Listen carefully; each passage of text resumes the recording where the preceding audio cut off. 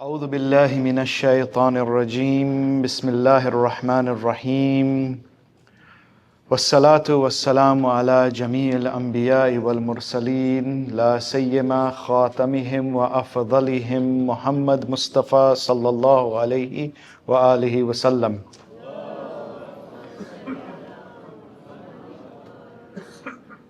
وعلى أهل بيت الطهارة لا سيما بقية الله في الأرضين الحجة ابن الحسن أجل الله تعالى فرجه الشريف.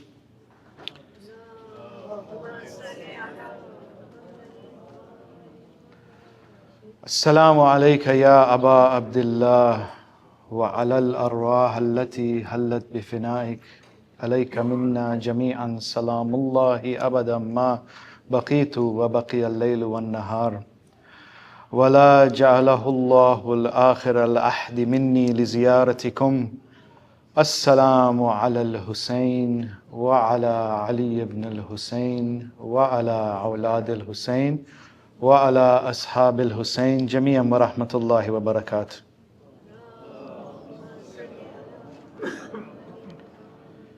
أما بعد فقد قال الله سبحانه وتعالى في كتابه المجيد وقوله الحق لقد خلقنا الإنسان في أحسن التقويم ثم رددناه أسفل السافلين. آمنا بالله صدق الله العلي العظيم.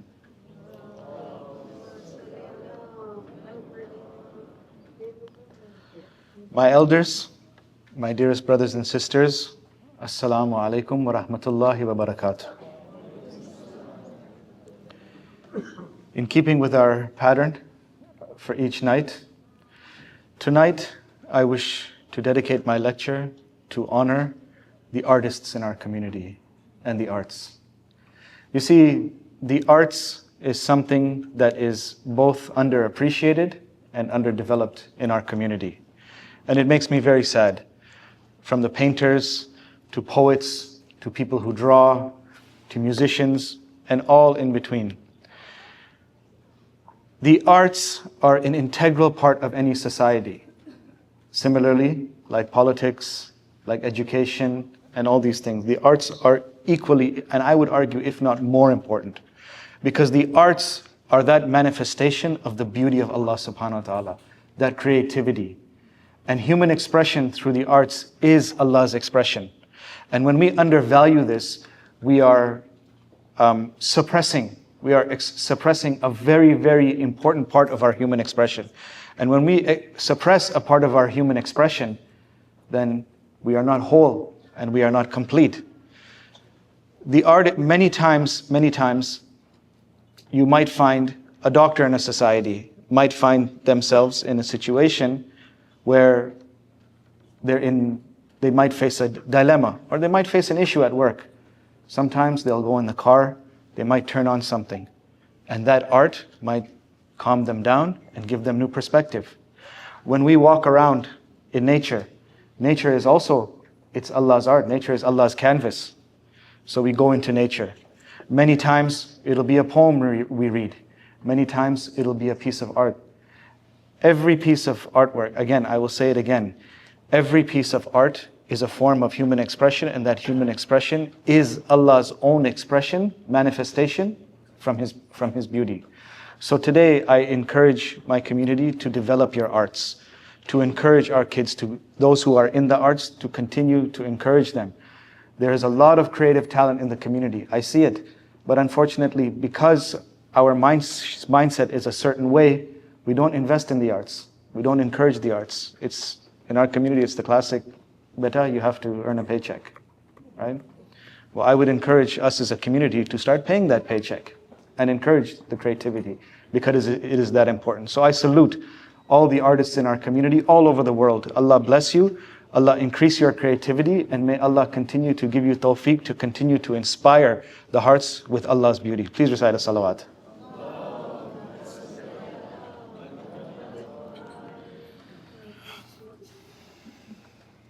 We are now at our 7th evening together. And, Aziz Uncle spoke to you about, thanking me, but really it should be me thanking you. Again, I'll say this over and over again. It is not lost on me the privilege to be able to sit with you, to have a conversation with you, to discuss with you, and to share a part of my journey and the perspectives that have come about from my journey. So I appreciate you all, each and every one. I appreciate your patience. I appreciate your kindness. I appreciate the wonderful and very, very generous feedback that each of you have provided to me. It really, really touches me very deeply. And so may Allah bless you. Please recite a salawat.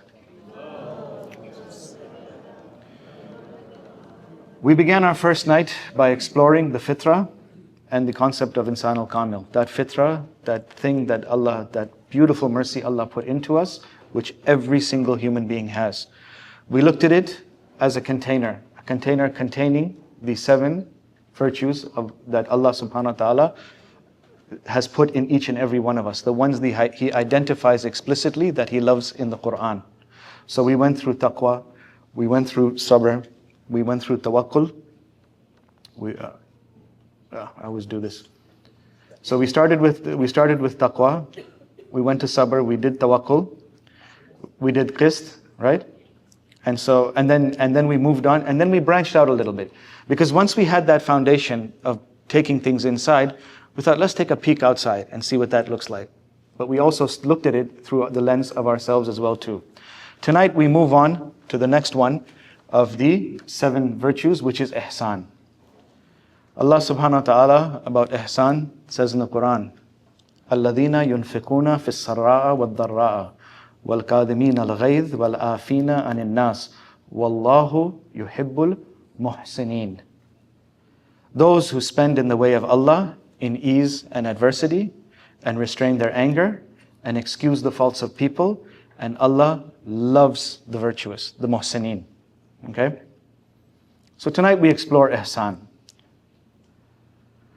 Maybe we've been taught that excellence or ihsan means being perfect, never struggling, always having our spiritual lives completely together. Maybe we think ihsan means performing flawlessly for Allah and for each other. But my beloved souls, what if everything we've been told about spiritual excellence has been missing the most beautiful part? How many of us have exhausted ourselves trying to be the perfect Muslim? Never missing prayers, always smiling at the mosque, giving the right answers in religious discussions, presenting an image of what we think, what our perceived religiosity should be. How many times have we done that? And how many of us have felt like frauds because our private struggles do not match our public image, public spiritual image and our public image? How many have avoided getting too close to each other for the fear that they might find out what one is really all about? But here is what will set those exhausted hearts free. Real ihsan is not about being perfect. It's about being beautifully and consciously present with Allah in every moment of our precious, messy, struggling, mistake-filled, and hopeful lives. It's not about eliminating our struggles. It's about bringing those struggles into a loving awareness of Allah's presence, that even our difficulties then become an act of worship. Again, that even our difficulties become an act of worship. We go back to the Quran, and we go back to the Quran to explore what the purpose of our creation is. What does the verse say? I had not created humans and jinns except to worship me. Now that worship is not confined only to ritual worship. Worship is anything that we do for Allah subhanahu wa ta'ala. Anything that we consciously do for Allah subhanahu wa ta'ala can be counted as worship. So even in our struggles, if we find ourselves struggling, if we find ourselves having difficulties, if we take that back to God and include God, or make God present in those difficulties, that also then becomes a form of worship. Please recite a salawat. Tonight, we're going to discover that the most beautiful excellence or ihsan comes not from trying harder, but from loving more consciously. We'll witness a moment from Karbala where arrows are flying, and in that moment, the souls that were there chose to pray anyway, not because they were perfect, but because they were so aware of Allah's presence and their consciousness was brought in so much into Allah's presence that it could not stop them from having a conversation with their beloved in the chaos. Inshallah, by the end of this night, we will try that our hearts try to have a longing to live beautifully for Allah. For beautifully loving Allah isn't pressure. It's loving, it's that calling love that takes us back to our home, to who we truly are. Please recite a salawat.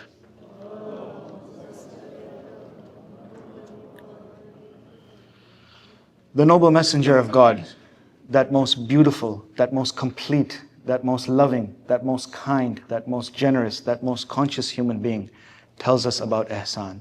He says, ihsan is to worship Allah as if you see Him. And if you cannot see Him, know that He sees you. Now, it's interesting. I give my example again. I don't want to project on anybody. But anytime growing up, when I was told that Allah sees you, it was always in the negative way. In the sense that, be careful, don't do that, Allah's watching you. Or don't do that, Allah's watching you. Right? That's not what this is. This is that Allah is watching you and Allah is present with you in every state you may find yourself in. Whether you're struggling, whether you're making mistakes, whether you're doing this, whether you're doing that, He is present with you. Not present with you to throw His harsh judgment on you, on your mistakes, but a loving presence. In some ways you can call it a loving observer. Now, we also have to qualify that as Allah is the loving observer in our life, love also encompasses accountability. So it's not a situation where I'm telling you, do what you want and Allah's the loving observer. No, there is accountability, of course, because love is not complete without accountability. But the point is that He's present in everything that we do. In our good times, in our bad times, in our triumphs, in our mistakes, He's always present with us.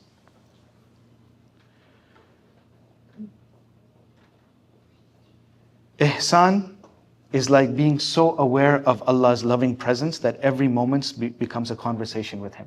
Every moment. It's not about doing everything perfectly. It's about doing everything consciously. Knowing that the one who loves us most is right there, present with us. Not harshly judging our mistakes, but delighted at the sincerity of our hearts. So even when that sincerity is there, even when we do make mistakes, He's aware of that sincerity of our hearts, the sincerity behind which we try to do things. Please recite salawat.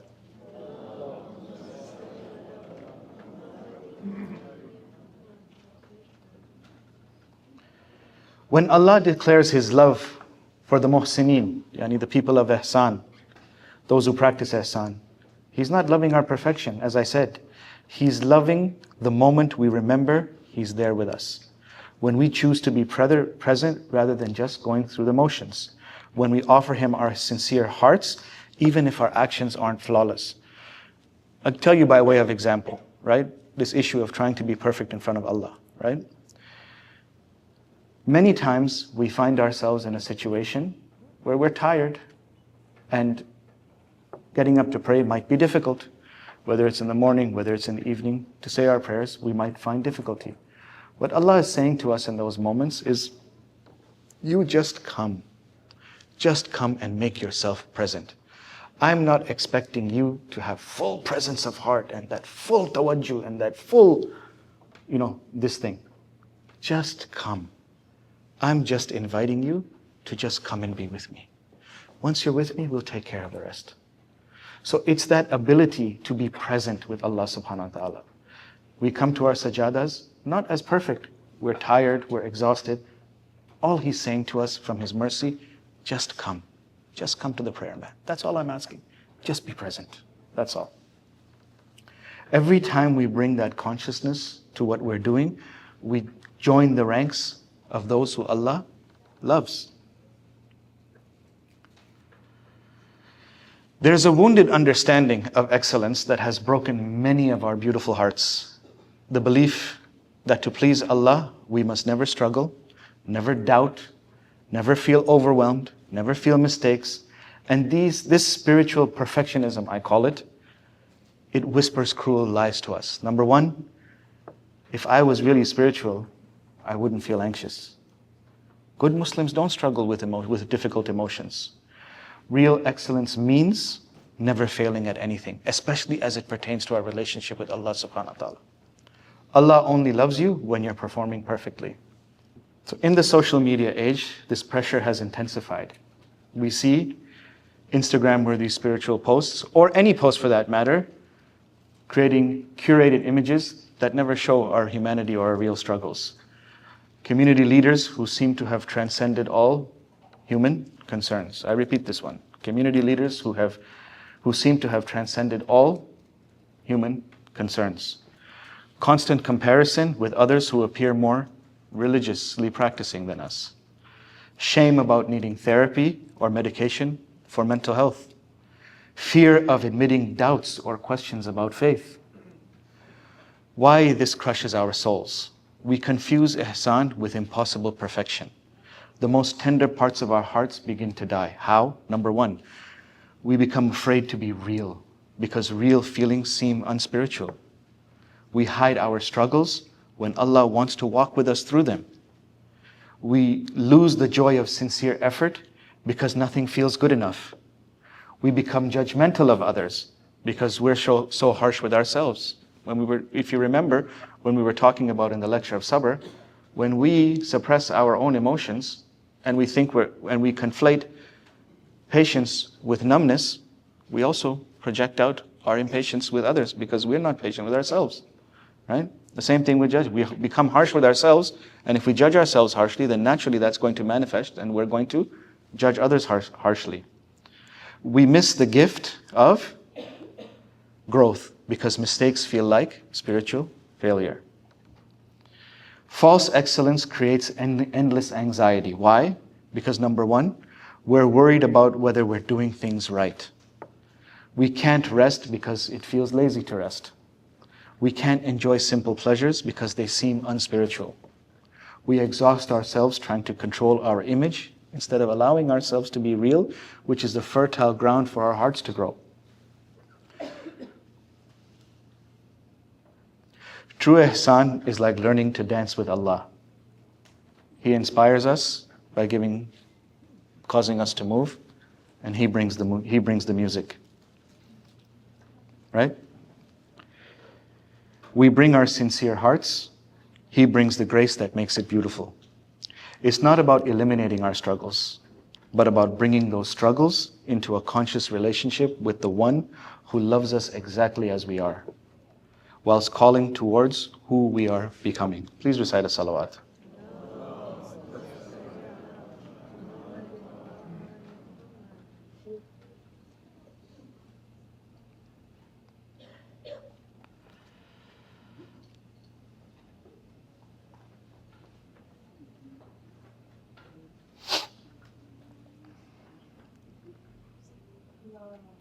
Please recite a salawat. Okay.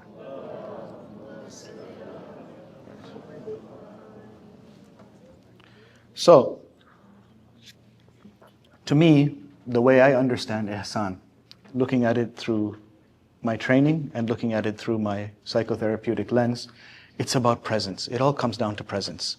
It's about being present with Allah subhanahu wa ta'ala, consciously being present with Allah subhanahu wa ta'ala in whatever way we find ourselves.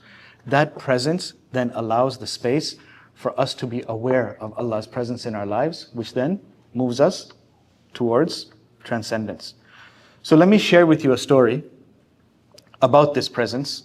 Now, bear in mind, the case study I'm about to share is about a group of individuals who had achieved the highest level of presence. They also went through their process in life and also had their journey. But this is a day of the culmination of their highest level of presence of consciousness with Allah subhanahu wa ta'ala. Imagine, the day of Ashura is the day of Ashura. The sun is beating down mercilessly. The smell of blood and sand is everywhere. The battle is hot. It becomes midday. Now, in this situation, in our modern world, we might think, you know what, this is a time to suspend non-essential spiritual activities. But watch what happens. In the midst of the chaos, a companion by the name of Abu Thamama approached his beloved Imam. And what does he say? He says, Ya Aba Abdullah, my life is for you. I see that the enemy is closing in. By Allah, I will not let you be killed while I am alive. But I wish to meet my Lord having prayed salah, because the time is now due. What is the beauty of the moment? Here was a man facing certain death, but his deepest concern wasn't avoiding the arrows. It was making sure he didn't miss his conversation with his beloved. Imam al-Hussein looks up at the sky, his face showing the strain of the battle, his soul anchored in divine consciousness. He replied with words that should heal our hearts. He says, you have remembered prayer. May Allah make you amongst those who are steadfast in remembering Him. Yes, it is time. Even in the ultimate crisis, the Imam's heart leaped with joy to see someone choosing Allah's presence over their own safety. This is what Ihsan does. It makes the divine relationship so real that nothing else can compete with it. The Imam calls out to the enemies. Now imagine this. The Imam calls out to the enemies. And he says to them, he requests the time for prayer, as it is the time of prayer. Not only does the enemy reject his request to pray, but they attack him even more. And this is where we see, again, real ihsan in motion. The Imam didn't say, okay, well, we tried, Allah will understand, and we'll pray later. Instead, he demonstrates that Allah's rights don't get suspended because humans choose to be cruel. Now I want to digress for a moment. He demonstrates that Allah's rights don't get suspended because humans choose cruelty. We look around our centers today, right? There are many people who are responsible for bringing programs like this together. Many of them you see, many of them you don't see, right? Whether it's parking volunteers, whether it's people looking after the catering, this, that, cleaning up. Many people serve. My message to my youngsters especially, because I grew up in this community, and many times, and there are others here as well too, I can even name you them who have served, right? One of the biggest difficulties that we face growing up is exactly this human cruelty. You want to serve, you're blocked at every juncture. You want to serve, you're told you can't do it. You want to do this, you don't want to do it. When we allow ourselves to be present with Allah subhanahu wa ta'ala, when we really choose Allah over human cruelty, it gives us an energy. It gives us a consciousness to move forward and to continue to serve. So I say to all of, and look, people behaving cruelly while you want to serve Allah is a fact of life. It's not something that's going anywhere. Even if we as a community embark on a healing journey and continue that healing journey, inevitably, we're going to face these things. So my humble request to everybody and encouragement is, if you want to serve for the sake of God, continue serving for the sake of God. Bring that consciousness of Allah and that intentionality of wanting to serve God, even when you find it difficult. Because you will find it difficult at times. Please recite the salawat.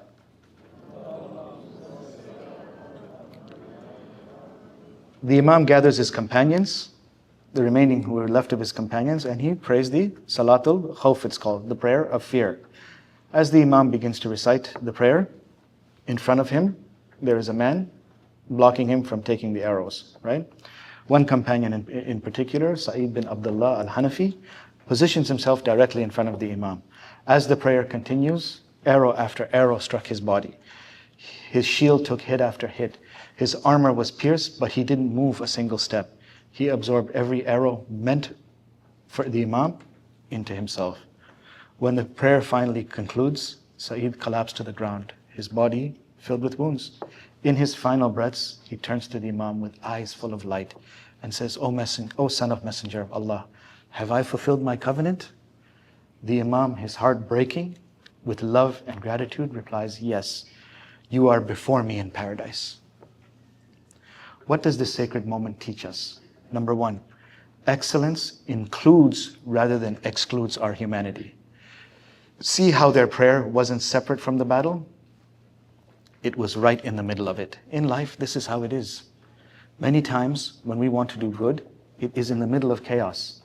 That should not prevent us from at least being present to that. Real ihsan doesn't require perfect conditions. Many times we say, you know what, I'm going to do this when the conditions are right. I'm going to wait for this to be in place. I'm going to wait until this. No. If you have a desire to do good, do it in the moment. Live in the here and now. This is something that's very important. The concept of the here and now. We learn about this.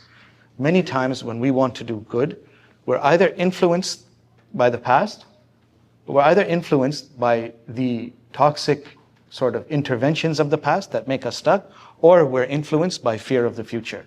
Live in the here and now. If you feel like doing good for God, live in the present moment. Do it in the present moment. Every present moment that we have in our life is a gift from Allah subhanahu wa ta'ala. And if we act and live in the moment, then our life will become a collection of goodness in the here and now, perpetuating over and over again. I'll liken it to an example, a different example, which is when companions of the Prophet come to him and they were having a discussion and they were talking about the minor sins, right? So tell us about the minor sins, not the major sins, the minor sins. Prophet tells his companions that the minor sins are like twigs, right? They're like twigs. You do them without noticing. So these little twigs, you do them, and after a time, when the twigs pile up, they become a big pile, and one spark will set them on fire. The same is true for the moments of our here and now. If we live in the here and now, and if we practice collecting our here and now going forward, then over time, without us even realizing, that too will become a pile of goodness in the future. Please recite a salawat.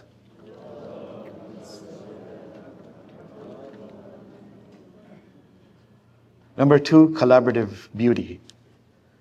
Saeed's excellence wasn't in praying himself. It was in making the Imam's prayer possible. Sometimes our ihsan is in doing the action, and sometimes it is in creating the space for others' actions. Both are equally important in the eyes of Allah. Those volunteers that I was talking to you about, those volunteers, many volunteers would like to participate in the Azaa of Sayyid al-Shuhada. Many volunteers would like to participate in the Salah, for example. But their ihsan is in what? Is in facilitating and creating the space for others to do it. That is no less than the people who are participating in the good act. Number 4, present moment consciousness. Notice they weren't worried about whether they would survive to pray. Again, here and now. They weren't worried about whether they would survive or pray. Here and now, right? Real ihsan is completely present to the moment. This opportunity, this chance of consciousness for Allah, right in the here and now. Tomorrow's prayers belong to tomorrow. This prayer belongs to this sacred moment. Number 4, excellence independent of circumstances. This story destroys the lie that we need perfect circumstances to live excellently. Their ihsan shone brightest when everything around them was at its worst. True excellence doesn't depend on external conditions, but on internal consciousness. That consciousness is the perfect condition. That presence of Allah in heart is the perfect condition, not what's going on the outside.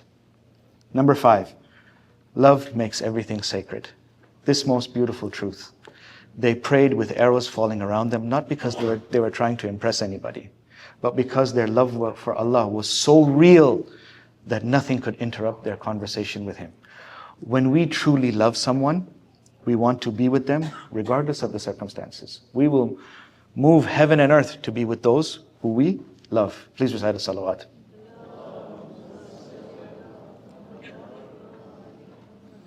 Some of the contemporary challenges of trying to live with ihsan, right?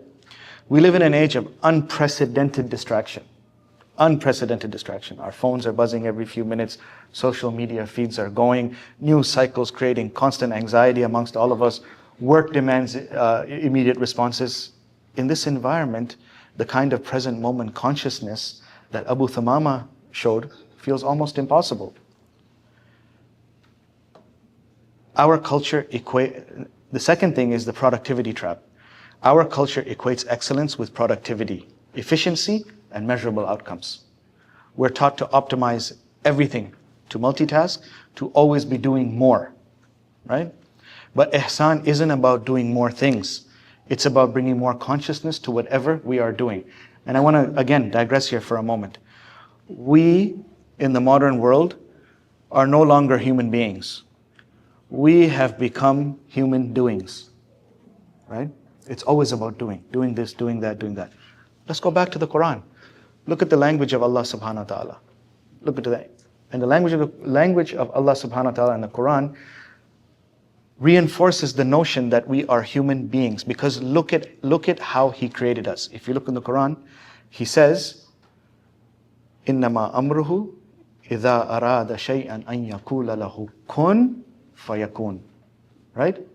When Allah desires to create something, when Allah desires to bring something into being, what does He say? He says to it, be, and it becomes. Be, and it becomes. Not do, and it does. So even Allah understands that He created us as human beings and not human doings. The authenticity challenge. We've also inherited ideas about spirituality that make ihsan seem performative. Number one, praying because we should rather than because we want to connect. Number two, following religious practices to appear good rather than to use them as methods to grow closer to Allah. Number three, measuring our spiritual worth by external observances rather than internal transformations. But modern challenges also create unique opportunities, because I'm not one of those that say, you throw the baby out with the bathwater. No, we can use some of the tools in modernity to also help us in our spirituality. How? Technology. We can have technology reminding us of our prayer times so that we pray on time. Our busy lives make moments of consciousness even more precious. So even in the lives that we find we're busy, if we intentionally put those moments aside to reflect and pray, they become that much more special, right? Our global connectivity allows us to serve Allah's creation in ways previous generations could not, right? Some practical applications for cultivating that beautiful consciousness. Number one, start where we are. Start exactly where you are today. Don't wait for perfect conditions to begin ihsan. Begin bringing that consciousness whatever you're doing in the moment right now. Whether it's washing dishes, whether it's walking to work, whether it's preparing food, whatever the case may be, ask yourself, how can I do this simple action as if Allah is watching? Not with anxiety, but with love. My teacher, I was speaking to him about how to bring about that God consciousness in my life. Please recite a salawat. I was discussing with him one day. I said, look, we talk about taqwa, we talk about God consciousness, but how is it possible that I can bring Allah, that consciousness into my life? And he gave me a really, really good piece of practical advice that I will share with you. He said to me, from the time you wake up in the morning, as soon as you rise in the morning, before you take your 2 feet and put them on the ground to get out of bed, make a conscious intention. Make a conscious intention. Make an intention that I am getting up out of bed for the purpose of earning a halal rizq, as an example. Qurbatan ilallah. Right? Everything you do after that, bring intentionality and make an intention for the purpose of pleasing Allah subhanahu wa ta'ala. What you'll find is that even the most mundane tasks during the course of your day, you're bringing that God consciousness and awareness to everything. And it's a very, very simple exercise. You don't even have to say it. You just have to pause inside and make that intention. The trade-off of that, the beautiful sort of trade-off of that is that when you want to commit sin, you'll remind yourself that, wait a minute, I cannot commit a sin, qurbatan ilallah. So it even then prevents you from committing sin. Very simple exercise, just bringing intentionality to the most mundane of tasks as well too. Number two, transform routine into ritual. Following the example of the prayer made under those circumstances, practice bringing divine consciousness into ordinary moments. Before eating, pause and remember that food is Allah's provision. Before sleeping, take a moment to feel gratitude for the day. These micro moments of awareness accumulate into a life of ihsan, as we said. Number 3, quality over quantity. This is a big one. This is a big one, right? Layal Qadr, I need to recite 50 du'as, and I have to race and get under the finish line before Fajr comes, and I have to eat my suhoor on top of that. That's not what Allah wants from you. That is not what Allah wants from you. He wants quality. We know consciously that in our interpersonal relationships, that quality is king. It's not about quantity. It is about the quality of our relationships. Quality in the relationships, quality of relationships. Meaning we don't necessarily need 50 people. We could have one person, but so long as that quality is there. It's the same thing in our worship. Allah is looking for quality. That one moment, and believe me, that one moment where there's a spark and you connect to Allah is enough. Is enough. Embrace sacred imperfection. Like Sa'id continued to shield the prayer even while he was wounded, practicing offering imperfect efforts with sincere hearts. Meaning what? Go back to the prayer example. You're tired, you're exhausted. You've had a long day. Just go and pray. Let your intention to be pristine, even if your actions are imperfect. Number 5, create sacred pauses. In our busy lives, practice what we might call holy interruptions. Brief moments throughout the day when we stop to remember Allah's presence. This could be during the call to prayer, when we hear a beautiful recitation, or simply when we notice something beautiful in creation. Number 6, serve with consciousness. Serve with consciousness. Remember that ihsan includes how we treat others. Practice bringing the same conscious awareness to our relationships that we bring to our remembrance of Allah. In other words, bring God into your relationships. Bring God into your interactions.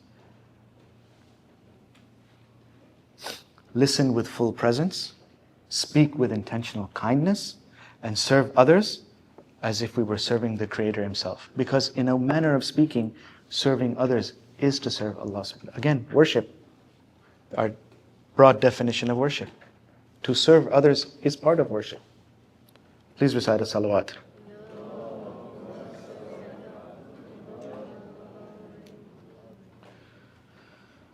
So from ihsan, inshallah, tomorrow we will move towards tawbah. Tomorrow's the 8th night of Muharram, so we'll move towards tawbah. But I just want to comment on one thing, and that is that we might have the impression that the virtues and the order through which they're covering are linear. I'm presenting them as linear, but it's not that way. Sometimes it can be linear, sometimes it can be cyclical, but it's all happening. You remember we talked about processes, parallel processes running at once? These virtues, and you'll notice if you listen, all of these virtues are all tied to one another.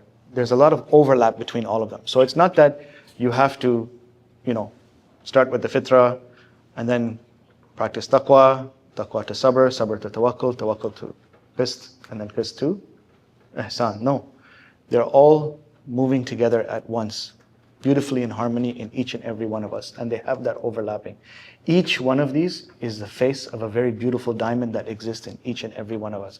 So again, I repeat, do take the time through readings, listening to lectures, whatever the case may be.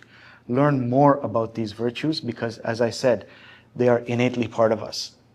They are innately part of us and they're always in motion and moving. And the more we become aware, the more enriched our lives will be. As Amir al-Mu'mineen or the Prophet, depending on what you subscribe to, they say what?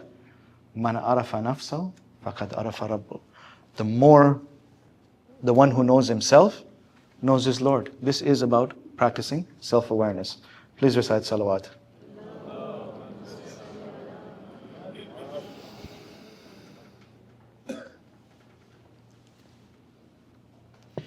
Tonight,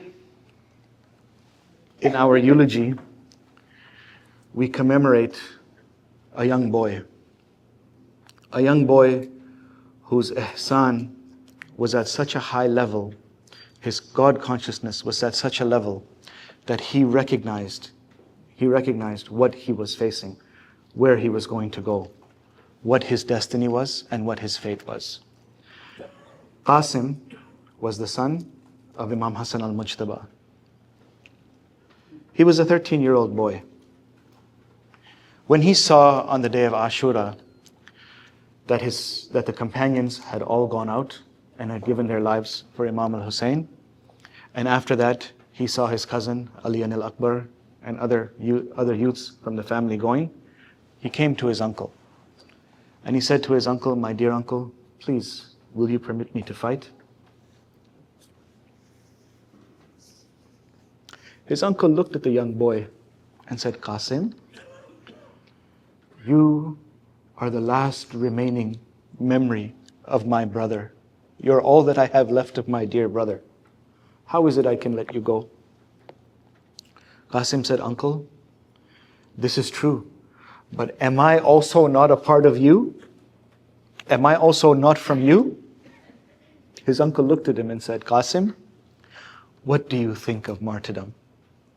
Qasim says, "I see martyrdom as sweeter than honey."